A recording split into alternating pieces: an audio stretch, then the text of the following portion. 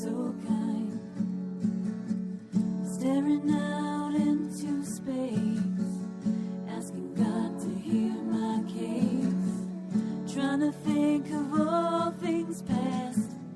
How long will my memory last? But purple angel, purple angel, purple angel, you're next to me. Well, hi, everyone, and welcome to Alzheimer's Speaks Radio. I'm Lori LeBay, the host and founder of Alzheimer's Speaks. For those of you that are new to our show, I always just like to give people a little background about us so you know who the heck you're listening to. Bottom line, Alzheimer's Speaks is an advocacy-based company providing multiple platforms to shift our dementia care from crisis to comfort around the world.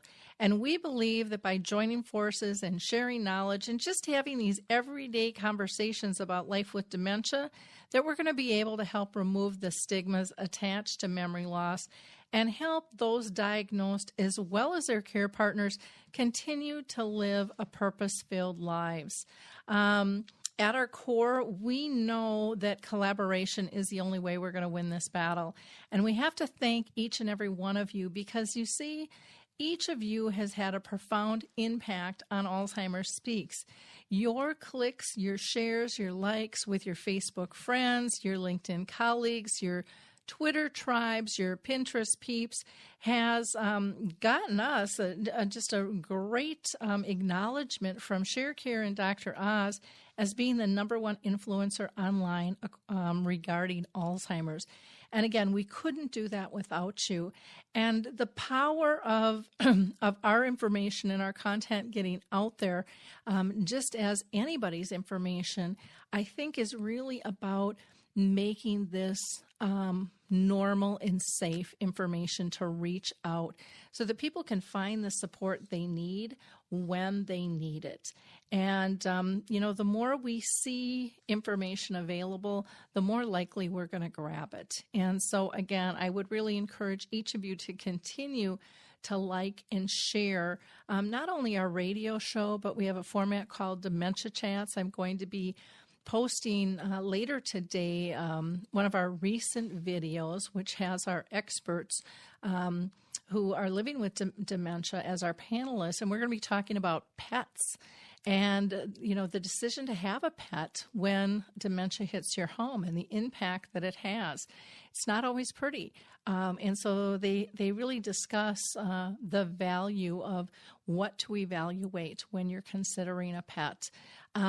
We also have a blog. We've got a resource directory. We do educational programs. So feel free to check us out anytime. And again, pass the information along.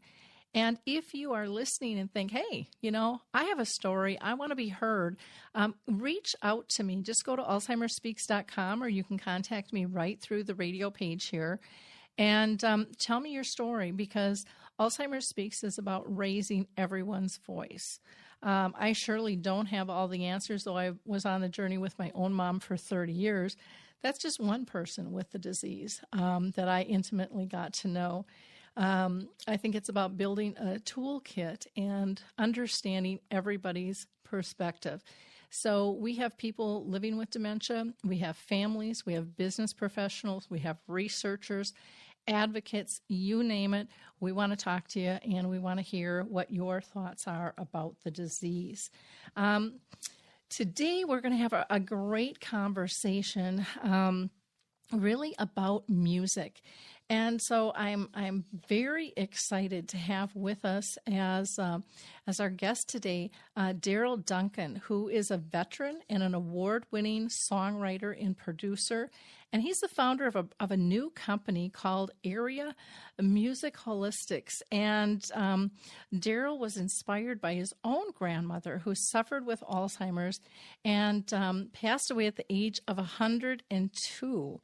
Aria is a really powerful and revolutionary new service that uses a unique, what he calls, this is your life approach to memory care that engages, stimulates, and entertains to truly awaken the souls of a person with dementia. So welcome, Darryl. Thank you very much. I'm very happy to be here. Well, wonderful. I also have a co-host with me today who I just love to death. Susan Sutchin is with us, and she is living with dementia. So, Susan, I'm going to have you just give our audience a little background about yourself. Hi, Lori. Thanks. I was diagnosed with early onset Alzheimer when I was 8 years old. I continued to work and was told to go about life. There are no thing can do, and that is exactly what did.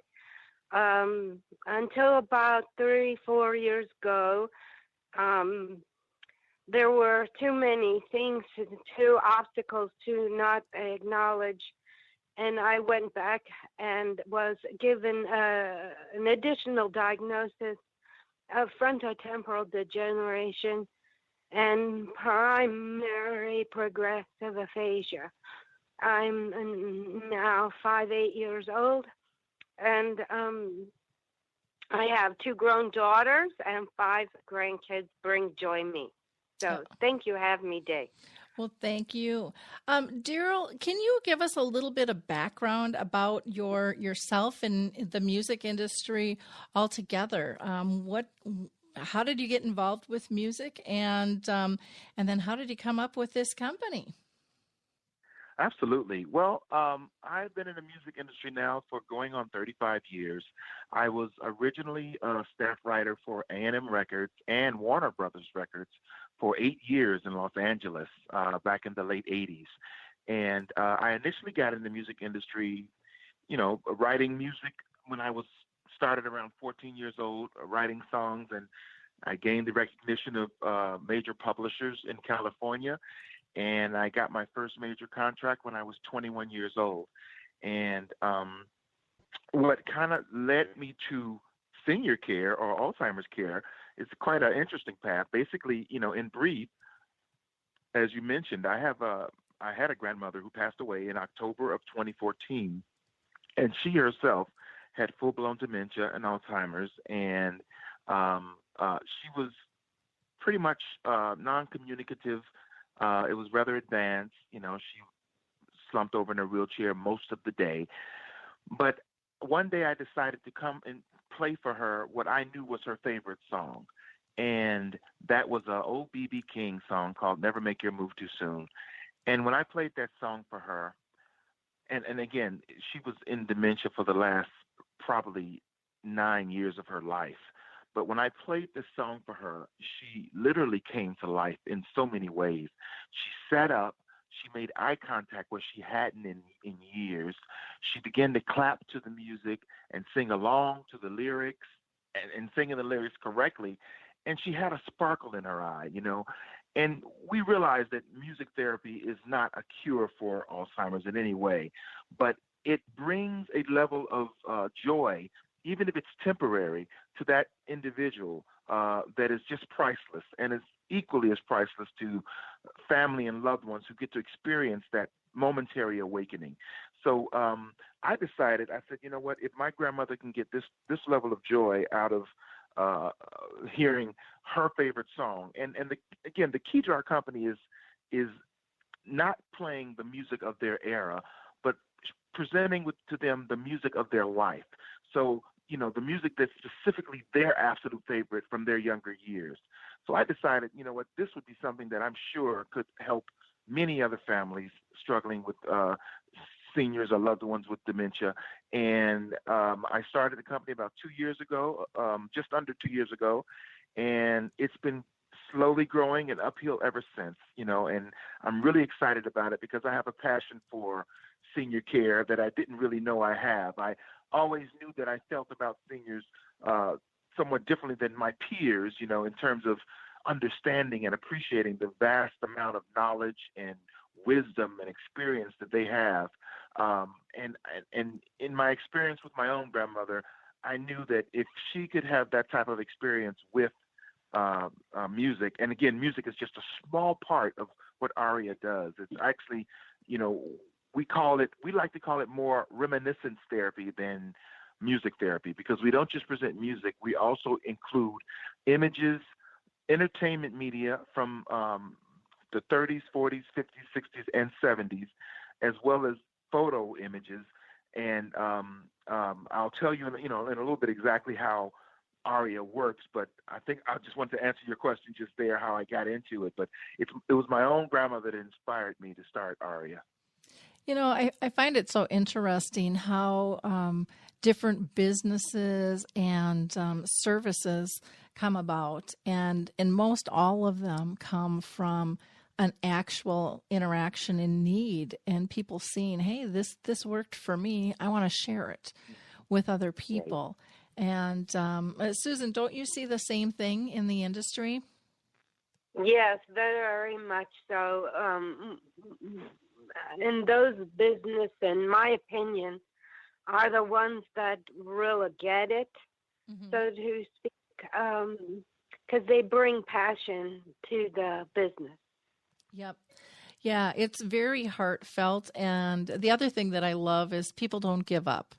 They just keep pushing through, wanting to connect, where somebody, in a true business model will be, more leaning towards numbers and statistics of how to approach it. And I think the heartstrings are just so tight in terms of the passion to push it through and aligning with like-minded people that get the need, and then things just blossom, just kapoof, and they're out there.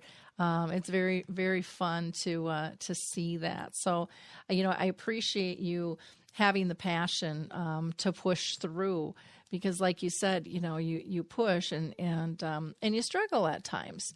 That's just part of the process, but that's part of life with dementia, and it's part of life, if we're honest, and whole. Right. Exactly.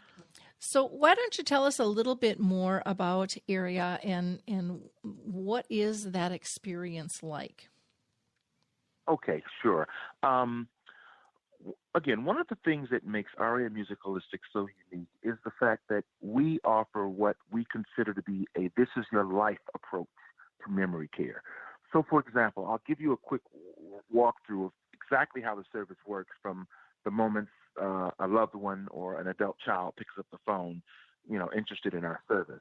Okay, so you would first go to our website. We would direct you to our website, where you would have a questionnaire that you would fill out about that senior that you're calling about. Now, this questionnaire is 55 questions, but it only takes about 10 to 15 minutes to complete, because these questions are short 1, 2, and 3 word answers.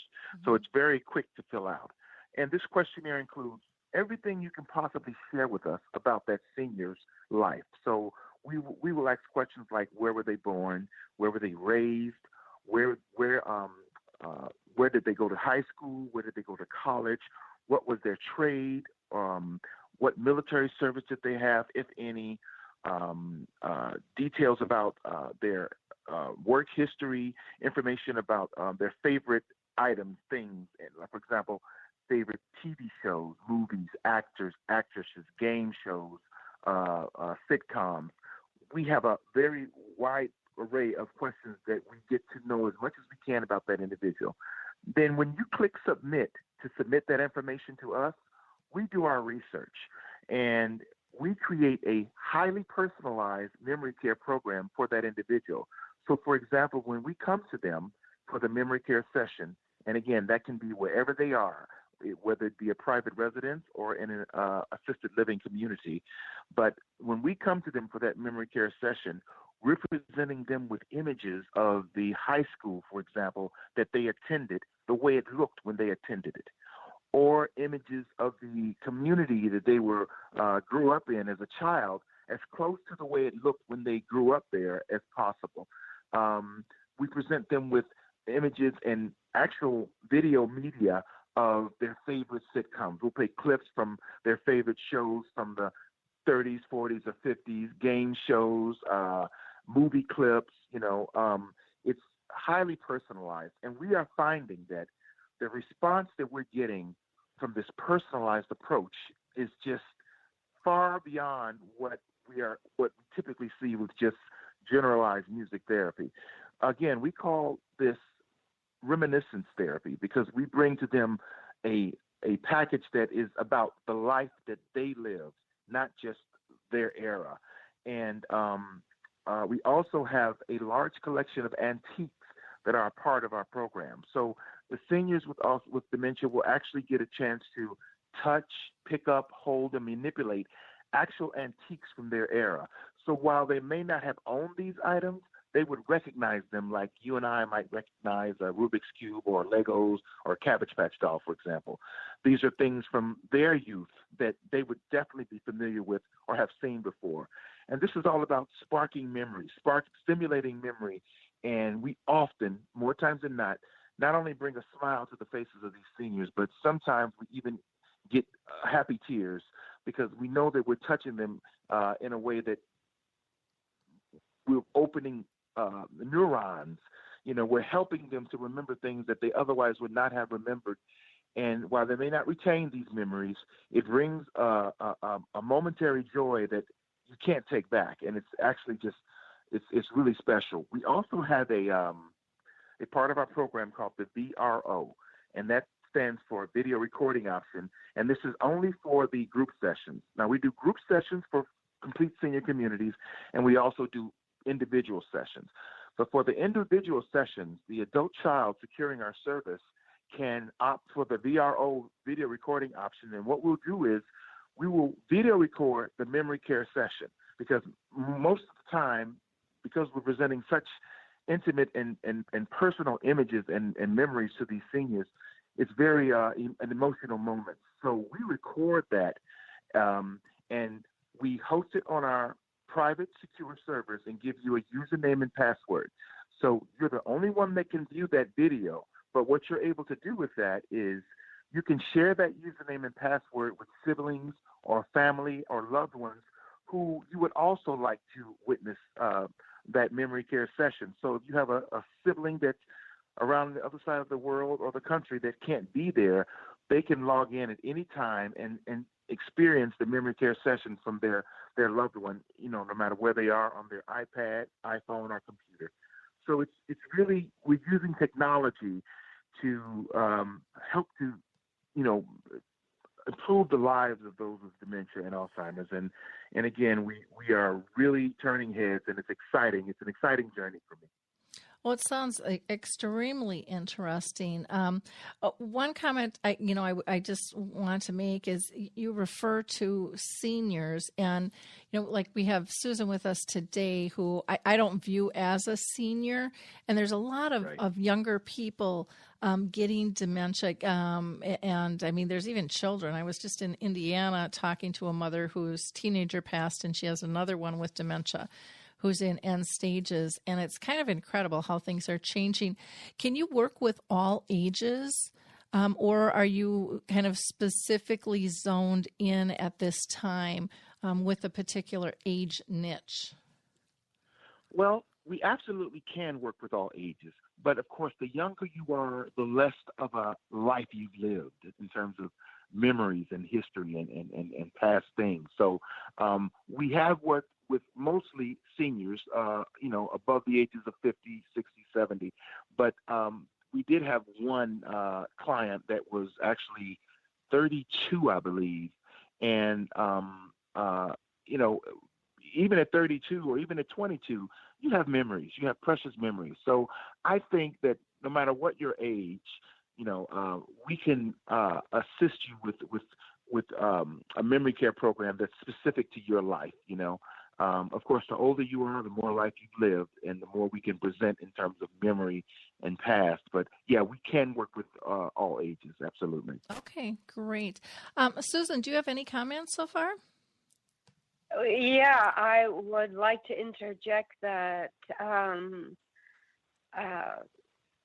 while having more years to life opportunes more memory to make, the profoundness of even a few memories is what I find to be very, very impacting. so many things I can't turn on. They're just gone. Right. The ones I have bring that joy you speak of, that awakening. So I would challenge you to. I had maybe say too much, but I had great, colorful life, lots of memory. So I would be a challenge for you, because if you assume, because age younger, that not as many, you might miss the opportunity to tap into a really cool learn experience. And I think bottom line, I think everybody, just as this a personal program, those memories are as in-depth and personal, regardless of how many. Mm-hmm. You know, one of the things, Darryl, we were talking about this just this morning. We recorded a dementia chats that I still have to go in and edit, but we were talking specifically about memories and how they're attached to different pieces. And people had mentioned, dolls and pictures and, furniture and jewelry, all of those types of things. And I love how you're incorporating pieces into the music for stimulating memory, because that was something of great concern that our group talked about in terms of, our conversation was really about moving and downsizing, but the importance of being able to still trigger those deep memories that they have. And so I love that you are, going back and looking at what was the neighborhood looking like back in the day. Because most of us can go back to our childhood neighborhood and go, well, that's not how it looked when I was there, and everything is different. Exactly. So Exactly. And, I wanted to mention one other thing that I found in my research that has been really eye-opening and amazing in itself. And that is, research has shown that dementia, for the most part, leaves the musical part of our brains untouched.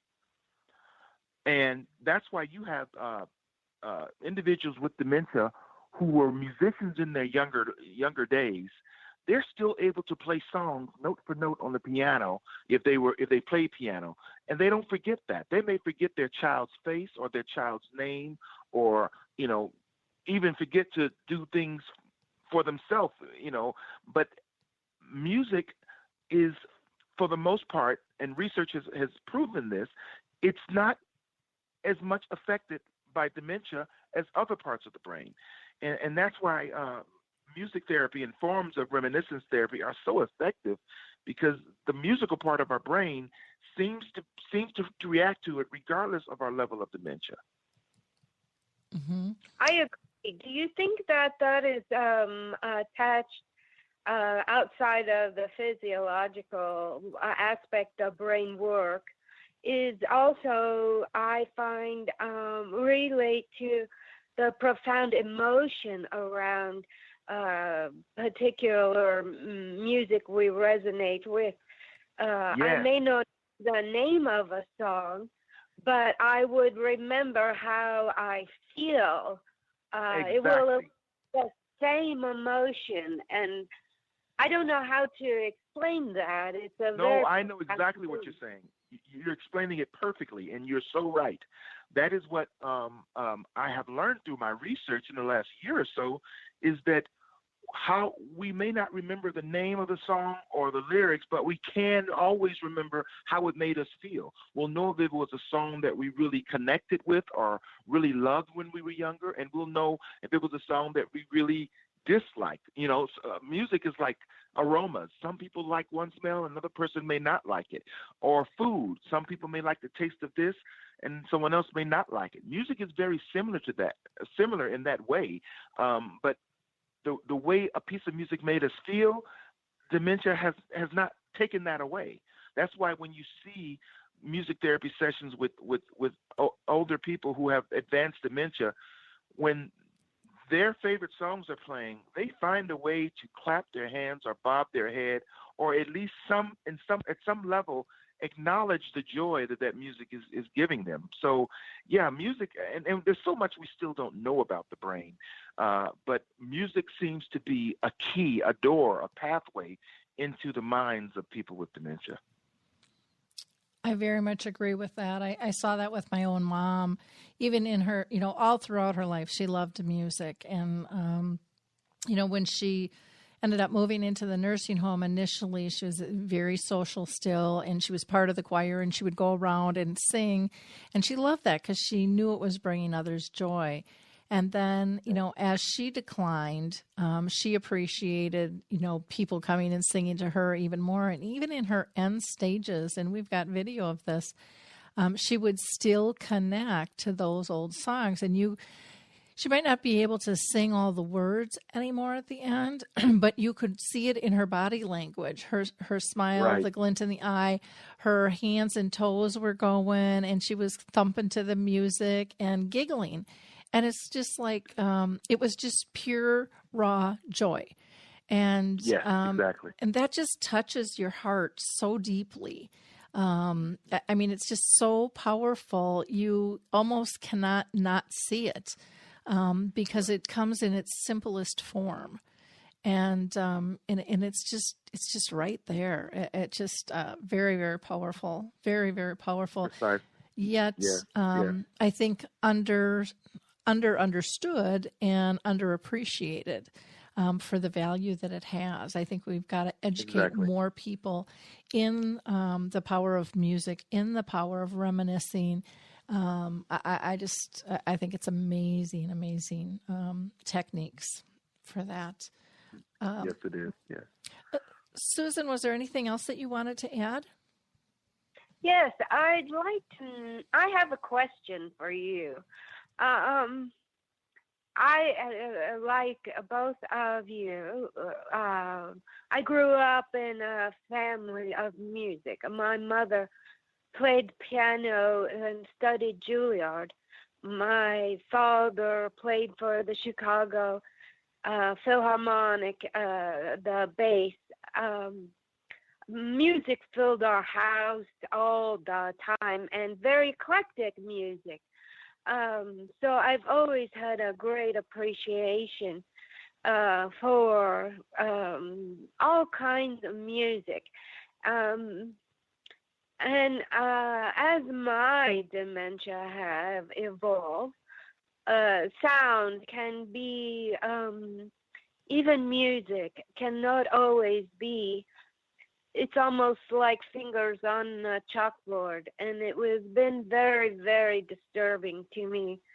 So what I've worked with is I can't remember names, songs, to look up, listen, take me the place. So what I do is I listen to something that is only instrumental.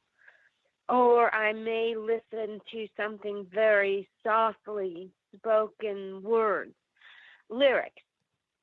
I can't focus brain on two same time. And in this process, I'm finding I'm listening things I never have here, but I'm trying to bring that sense of calm with music back to self. Do you ever, have you encountered where we associate this with only a memory, but also have you found how it can impact on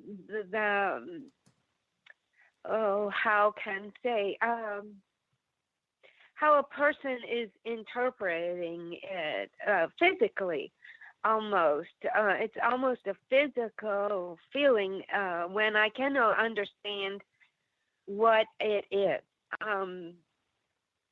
And if so, how would you deal with that? I think I know what you're asking, and I think everyone is able to remember at least what they were doing, or what I mean, I speak to many different people, young or old, with and without dementia. And I think everyone has a song that they heard when they were very young, a teenager or maybe in their early 20s, that they can remember where they were and what they were doing when they heard that song. Again, that's the mysterious power of music on the mind. I can't exactly answer why it affects us this way, but the fact that dementia does not affect the musical part of our brain like it affects other parts is very telling. And of course, there's not enough research done into dementia, so there's not a lot that we have done to really delve into that and understand why that is. But just like there are songs that irritate you. I mean, we all have songs we just hate. I do, you do, we all do. And you know, those songs can probably not evoke good memories or good thoughts when you hear a song that you never really liked. But again, it's like food or fragrances or anything else. Everyone is different. So I really do believe that, you know, there just simply needs to be more more research into the power of music on the brain. And we just know that it works in most cases. And that's what my company kind of focuses on. It's about finding out what is your absolute favorite music, you know, and again, not music from your era, because that's very different, but music from your life. So, you know, if you had to pick the absolute favorite recording artist or songs from your past, what would they be? And that's what we present to them in a variety of ways. Yeah, I think that is, speaking for self, if knowing, I can name a song. If I heard it, I'd go, oh, yeah, I love that. I still Right. couldn't tell you the name of the song, but it would make feel good me. Having someone orchestrate, so to speak, pardon the pun, the pulling together where I cannot do that. I cannot make a playlist because the basic info is lacking. But to know there would be someone based on information I submit could do work toward that or achieve that would be astounding. Right, and that's what we do. That's exactly what we do. We kind of take that information and create a playlist of your life. And again, we don't just present the music. We present the artist and information about the artist. So, for example, if one of your favorite songs from your earlier years was Elvis Presley's "Don't Be Cruel," we will not only play "Don't Be Cruel" for you, but we will present images of Elvis singing that song, images about his life and about, you know, his family and when he released that song, and images of them maybe in the studio recording that song.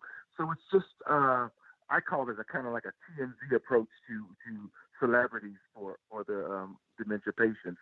But the more that we can present to them about their favorite music and artists, the more excited they seem to get. Yeah, and I would agree with that. I'm like you, Susan. I couldn't name a song or an artist if my life depended on it. I love music, and I love most all kinds of music, but yet there are some, you know, that I probably don't like as much. But I've just, my brain has never gone there since I've been very young. I couldn't tell you. And I have friends that, you know, rattle off, you know, not only artists and songs and albums and sequences and the whole thing. And Right. my brain has just never worked like that. I can pretty much listen to a song and I can tell you even if it's going to be a hit or not. My brain will go there. But I can't tell you. I couldn't rattle off a list. That would be really difficult for me to do. So I would need a care partner who is willing to guess and adjust, you know, and is that a possibility to do where you start with one thing and maybe it's tweaked? Absolutely. We can zero in on it. Based on your age, we can pull up the top 10 or top 40 hits from when you were, say, 21 or 25. and zero in on songs that, and we can play them for you, and you'll know if you like that song, and you say, oh, I remember that one. I couldn't name it, and I can't tell you the lyrics to it or who even recorded it, but I remember that song, and I used to love it. We always can get that reaction, whether you know specifics about the song or not. So, yeah, we can tweak and fine-tune a playlist if we kind of, the more we know about you, what part of the country you grew up in, and the genre of music that you like. If you love the country, or if you love rock and roll or jazz, we can definitely put together music that would be, most appealing to you. Okay. Well, that's great to know, because it just makes you wonder with that whole process. Because, like I said, for me to come up with a list would be not an easy. I would be coming up with a list, and I'd put the radio on and I'd listen to songs and I'd start writing those down. Would probably be my mode to my madness, because I don't have that depth. I don't have that file cabinet in my head. Never have, never will. Right. You do not want me on a trivia game with you on your side. You just make sure I go on the other side's team if you want to win, because I'm just not good at that. Can you tell us, with your kind of primary clientele, what is their typical reaction, both the people with dementia and those watching and participating in this process? Absolutely. Actually, I when I give a presentation to potential new clients, my presentation specifically touches on the reactions we get when we present them with music versus antiques versus photos. And I don't have the presentation open in front of me, but for example, when we're presenting them with images that they had not seen but are very intimately personal to their life, especially individuals with advanced dementia, they will just stare at the image and touch it. We know that there's something about this image that is stimulating them or interesting them on some level. Some pictures they'll just look at, put down, go to the next one. But I have seen seniors that will pick up a particular image that we show to them, because we present on iPads, and they will just stare at that image and it won't even let me move on to the next one. They just want to look at it. They'll even touch their fingers on the image, so we may not know exactly what we're doing for them, but we do know that we've hit something. There is something that is familiar to them in this image. The same thing with music. I have played music for clients, and sometimes we get a tear, and it's not a out loud boo-hoo weeping, but sometimes a tear will fall with a smile. So, we're getting that emotional reaction that I truly believe is bringing them a level of joy, because, of course, not all tears are sad tears. These, I believe, are definitely happy tears, the ones that are accompanied by a smile.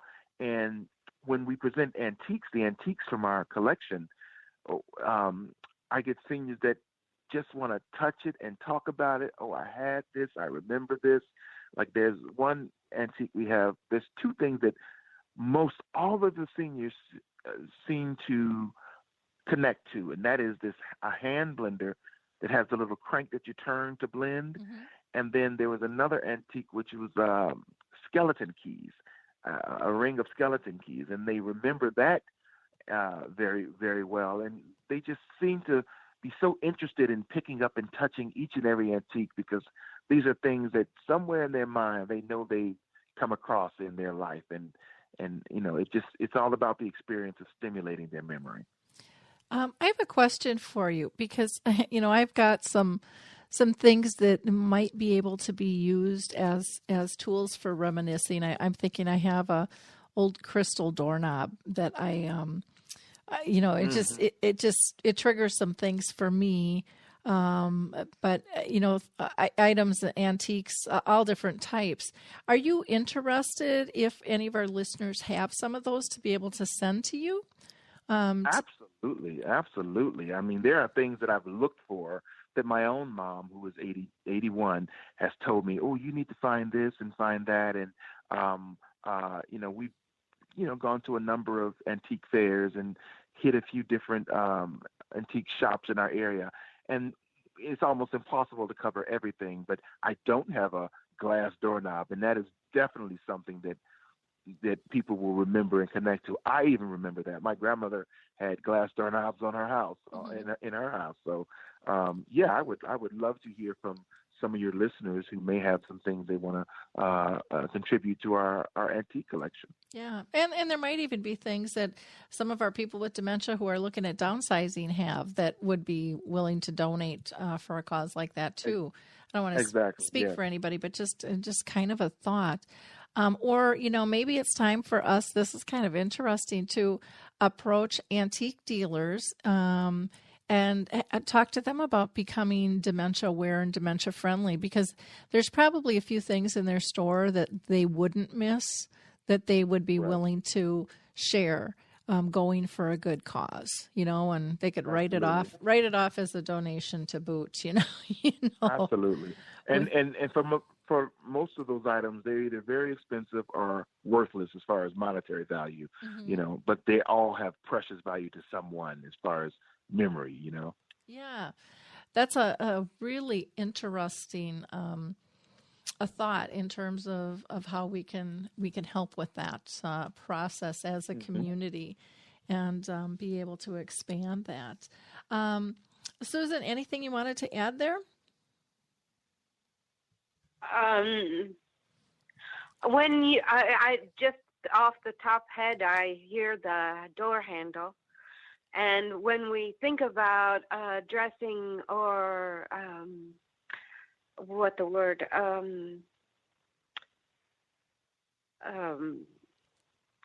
looking at more than just elderly, looking at those of us who are in our 30s and up with a dementia diagnosis, what stuck out my head was the glass handle knob, wooden, brass,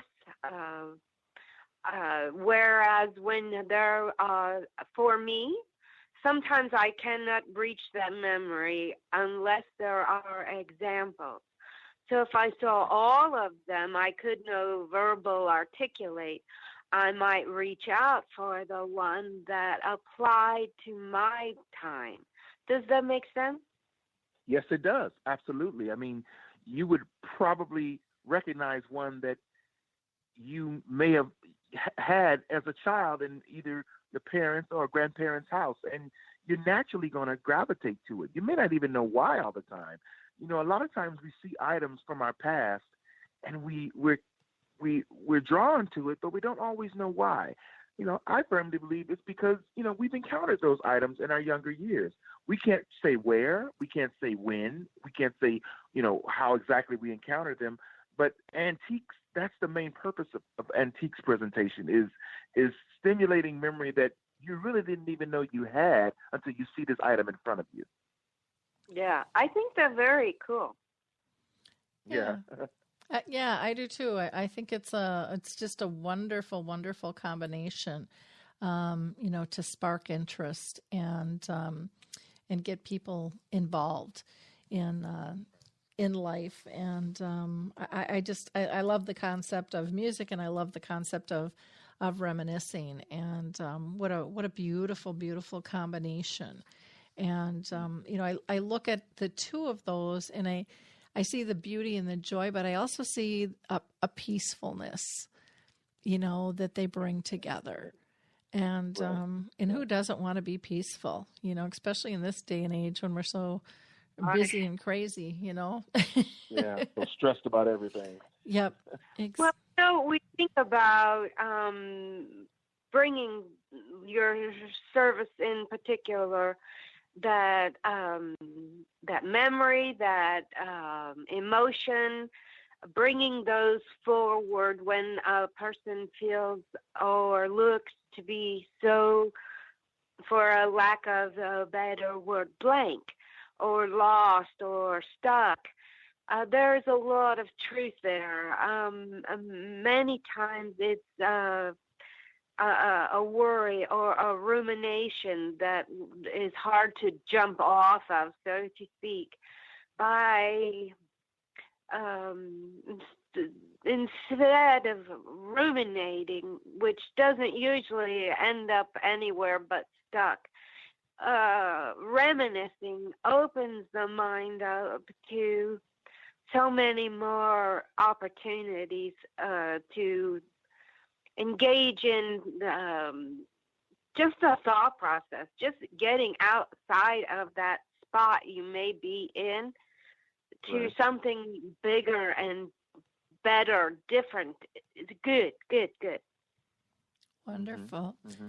Um, Now, Darryl, I want to talk to you regarding, what areas do you service? Because I think that's important to our listeners as well. Absolutely. Well, right now, we are based in the Chicago area. So we serve the entire metropolitan Chicago area, north, south, and west suburbs. However, we are expanding slowly but surely. Our circle of service is growing, each month. And we do hope to, in late 2017, late next year, offer franchises so we can bring our program to major cities across the country. But right now, we are in the Chicago area, but we are servicing more and more senior living communities, in a broader, wider circle. Hmm. Okay, great. And if people are interested in maybe getting a franchise and talking with you more about this, how would they contact you? What's the best route? Absolutely. Well, two ways. You can just call us, of course. Our number is 855-554-ARIA, ARIA.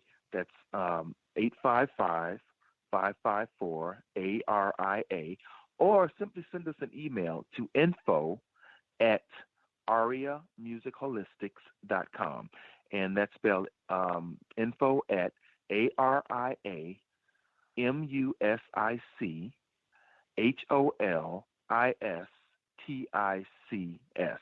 musicholistics.com. And let us know, what you're interested in and what you're reaching out to us about, and we'd be glad to answer any questions you might have. Wonderful. And people can always go to your website directly as well. And do you have any video there kind of showing what it is that you do for people? Absolutely. We have three different animations. They look like cartoons, but they're really cute, short animations that, in a nutshell, kind of explains what ARIA is and how it can benefit you, and how to order. Actually, you can simply go to our website to also fill out a form if you're interested in our service. But there are animations. There's one animation posted on our website. But if you email me at that same email address I've given, I would be glad to share with anyone the other two animations, which go further in explaining how ARIA works. Okay, wonderful. Anything else that you would like to add that we haven't covered, Darryl? No, not really. I'm just really excited for the opportunity to speak here on your show, Laurie. I think it's an awesome program, and Aria Musicholistics is offering something that, to my knowledge, is not being offered the way we're offering it right now. And people often, tend to call us music therapy. We're actually a lot more than music therapy. Music therapy truly has its place, and it can be effective. But we are so much more. We are reminiscence therapy, or like I said before, this is your life to memory care. And I just think that this unique approach is really going to make a difference in the lives of those with dementia, young, old, and their families. Okay. Well, I think it's just an incredible service, and I wish you the best of luck with your expansion, because I think this would be wonderful to see throughout the country and actually throughout the world, people tapping into this. Are you looking at any possibilities of grant funding at all to be able to help expand? I've actually had that mentioned to me just a couple of weeks ago, and that is something that we hope to look into in January. I haven't aggressively approached it because I've been so busy with, servicing the area that we service now, but that is definitely an option that we are looking into, because we will need the additional funding to try to, grow our program and just get it to as many seniors as possible. Okay, wonderful. Susan, any last comments from you? I just want to say thank you for the work that you're doing. It is a really multifaceted approach, and I look forward to hopefully being able to connect with that kind of service where I'm located. Good luck to you. Thank you, and good luck to you too, Sue. I enjoyed listening to you and talking with you, as well as you too, Laurie. Well, that's wonderful. And again, if people have donations that they would like to make, please feel free to get a hold of Darryl. You can call him again at 855-554 ARIA. That's 855-554 ARIA. And again, I'm sure they would take monetary donations, as well as what we had talked about is maybe some antiques that would help with the reminiscing. So if you've got some ideas, you have some extra belongings that you think could be helpful, please reach out. We'd love to see this expand. I want to thank you both so much for your time and energy today. I think this was a fabulous conversation, and I think many people are going to be looking forward to your expansion, Darryl. Thank you so much. I'm looking forward to it as well. Okay, great. I'm going to go ahead and just wrap up the show with some highlights here. You can look for our next Dementia Chats recording to go live later today. Again, that is going to be talking about pets and how one cares for them with dementia. Is that a good idea or not? Is that a good match? And we are talking live on Dementia Chats with people who are actually living with the disease, and they have just some wonderful insights. If you haven't listened to some of our most recent radio shows, please check them out. We had Rachel Norman on, who actually was a music therapist, just last Thursday. We're talking about meaningful music experiences, which is just kind of a nice hand-in-hand with today's conversation. We also had somebody on from Calendar Cards, and we talked about how do you find memory cafes in the U.S. And Calendar Cards has devoted a specialty page and directory just for this purpose. It is very, very easy to use. And Calendar Cards, both Calendar and Cards is spelt with a K, and you can go ahead and find that. We also had Abe's Garden on, and that one was titled A Family Touched by Dementia, who honors their father and their community. They are down in Tennessee, and I was lucky enough to actually go down there, and we did our recording of our show from Tennessee. Fabulous, fabulous community, very high tech and high touch. I was so impressed with that. As for our station here on Alive and Social, I would also encourage you to check out an episode called What's for Dinner Tonight. The podcasts average only 10 to 15 minutes, but they are with Rachel Perrin, who is the culinary director for Kowalski's Market, along with her producer and sidekick, Adam Lee, and they are joined by fantastic, I should say foodtastic friends and colleagues that chat about seasonal foods and favorite flavors and trending topics in nutrition and everything yummy for your tummy, which is really important around the holiday season, but yet we need to make it easy and quickly in today's busy schedules that we have. So each of their episodes, like Alzheimer's Speaks Radio, is a podcast. You can go back and listen to it anytime. And they also have all their menus on Kowalskis.com. That's www.KOWALSKIS.